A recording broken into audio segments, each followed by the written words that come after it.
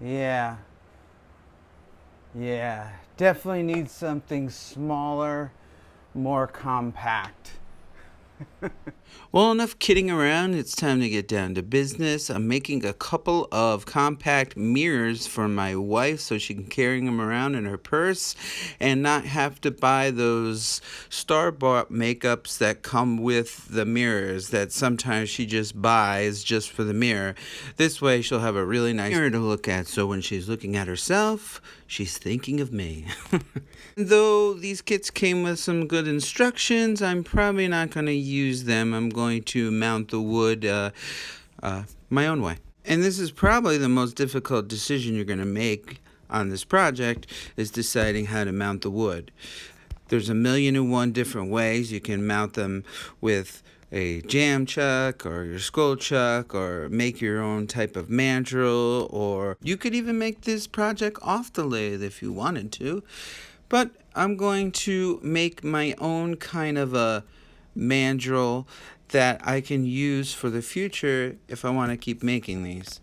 So I decided to use my 4-jaw scroll chuck with a woodworm screw because I mostly have my chuck on my lathe, and this way I can just make this little jig and just screw it right on my scroll chuck and not have to even bother taking it off the lathe. Another good option would be is to actually thread an actual jig that will just go right on your spindle. That's another good way to make one of these jigs for these compact cases, which in this case is going to be 2 inches in diameter. And you can also use this jig down the road for, say, making 2-inch diameter pendants or anything of that nature. And if you don't want to tap the threads on the wood, they also make these little adapters at PSI, Penn State Industries, and you can just epoxy these in with drilling a half-inch hole, I think, and they hold up really well. Oh, and before I forget, this is a piece of pine wood. It came off of a recycled coffee table from the 60s that I used for various things around the shop. And what's nice about this is that this piece of scrap wood is already parallel on both sides, completely flat, so I don't have to even mess with that. I just have to turn the diameter to 2 inches.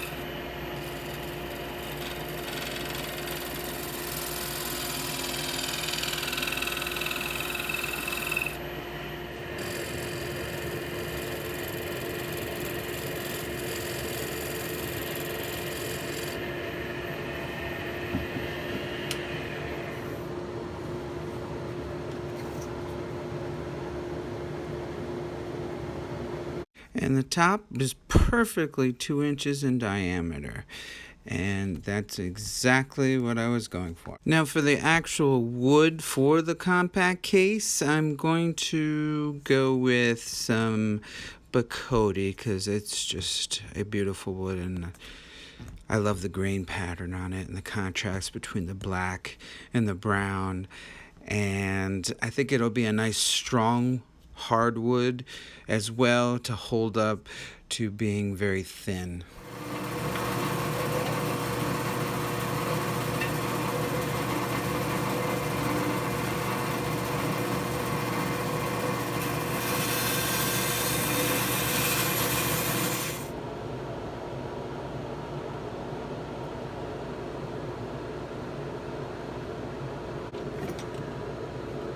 I'd also like to make a safety note. You can use a bowl gouge even though this is a small piece of wood because it is oriented and mounted just like a bowl blank, and it has cross grain. Don't use a spindle roughing gouge on this piece of wood. Or you can use a carbide cutter.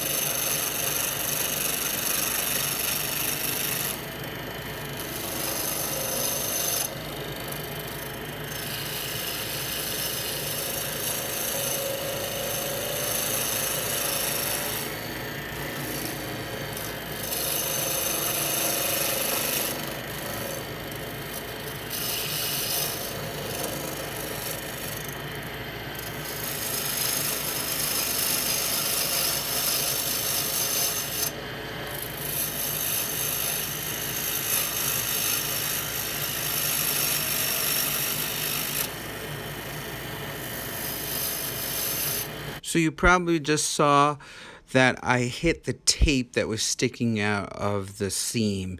And at this point, I'm going to really slow down because I don't want to take anything off my jig. It's exactly at 2 inches. And because this piece is so wide, I'm going to cut it in half and make 2 tops for the compact mirrors.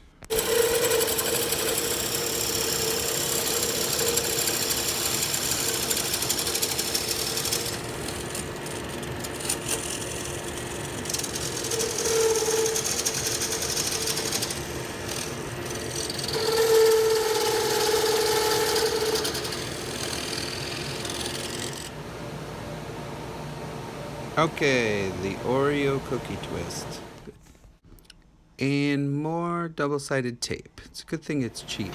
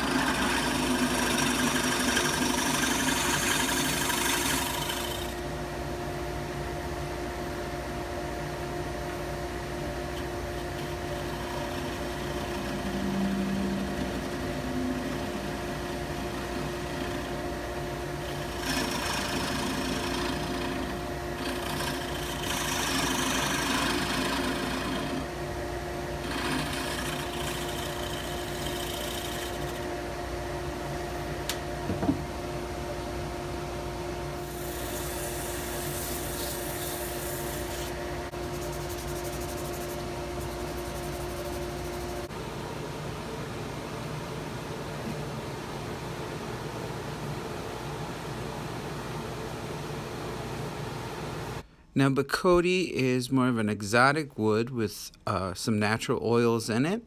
And as you can see on the paper towel here, a lot of that's coming off with the alcohol. So I'm going to use several coats to try and get as much of that off as I can and dry out the surface of the wood. It'll help with applying a finish.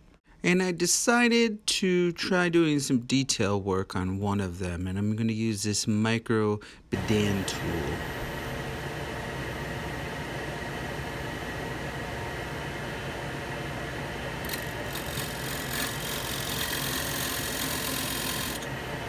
And this Robert Sorbet micro spiraling tool.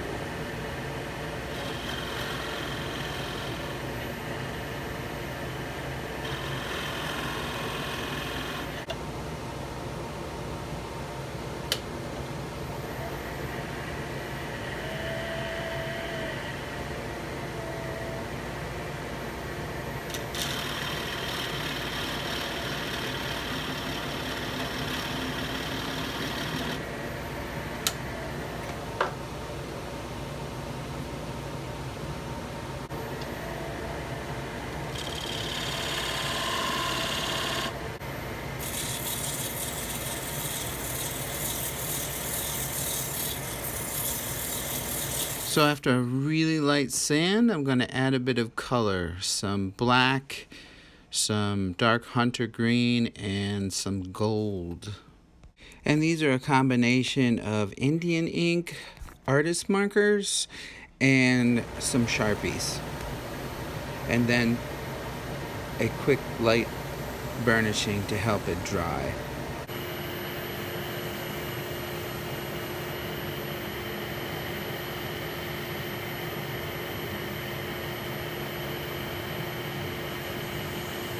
And yet once again, removal of the double-sided tape. Then I start the whole process over again to make another one, but this one I'm going to just leave plain with no detailed work. And I'll put the jig away for later and mark 2 inches on it. And I'm starting to accumulate a collection of them. For the finishes, I'm going to try out this 2-part epoxy surface finish found at the big box stores. I really want to see how the color products that I use react under it, like the markers that I've used. Will the colors bleed? Will there be too much bubbles, etc.?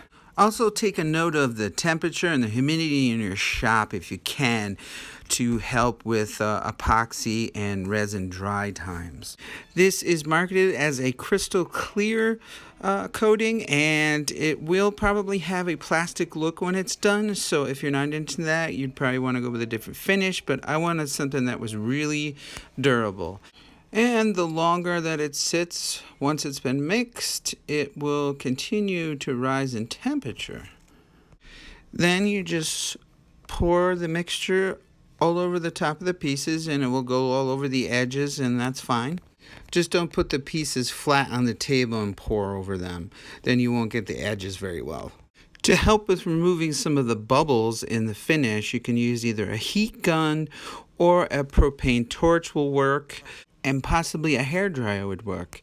I know when you're using your heat source too, you don't want to get too close, and you also don't want too much wind where you're actually causing ripples in the finish or even blow some of the finish off of the piece. Now I'll let these set overnight. Well, they came out crystal clear and very shiny. Sure, this will be a very, very durable finish being knocked around inside of a purse. I really like this plain Cody one showing off the wood. It's really, really nice. I like how this came out. A lot of depth, really thick, durable. Just need to sand off the bottom. There's a couple of little bubble holes, maybe some dust. But for the most part, I think that'll clean up nicely and polish. I really like this one. This one's a keeper.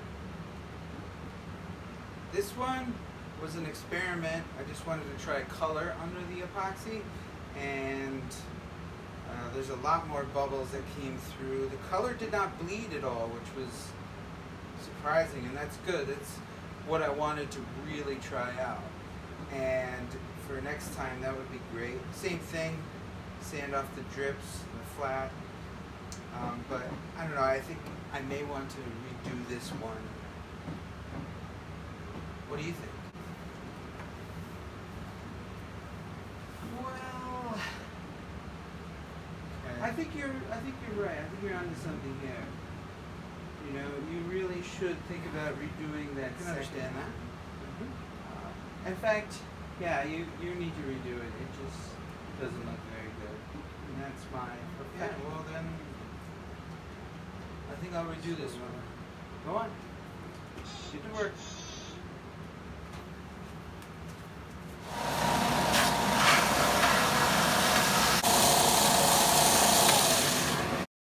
So I'm going to take my own advice and redo the colored one, and I'll probably do a CA finish just to see the difference between the epoxy and the CA finish.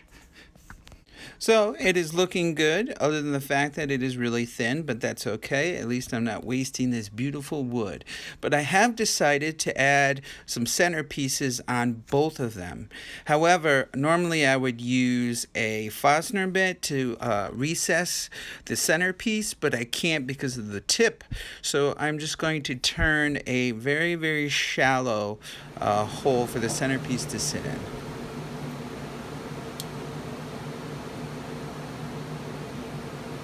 Next, I'm going to apply a CA finish, or a cyanoacrylate finish, or super glue finish, and then I'm going to wet sand. And I'm also going to wet sand and polish the epoxy finish on the other compact case top. I'm also going to add a few coats, possibly 3, of this Renaissance wax, which if you haven't seen my other videos, I use quite often. And it doesn't really help that much with durability, but it does really minimize fingerprints. I'm also using a thick viscosity CA glue to attach or adhere these centerpieces. But I'm going to use a 2-part 5-minute epoxy to attach the turnings to the top of the cases. But before I do that, as you can see here, I'm just taking an 80 grit sandpaper and scuffing it up so I can have more of a mechanical bond. I know this kind of goes without saying, but try not to drip any epoxy on the rim of the cases because you'll see that. And then I'll let that sit for 24 hours to cure.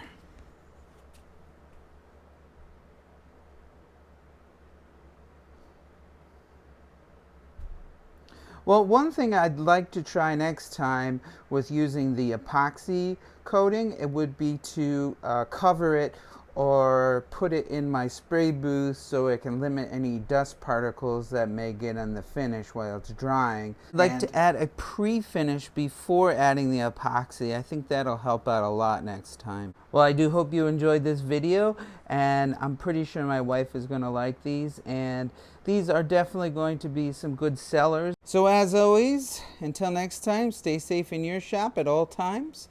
Thank you. Subscribe if you haven't. Take care.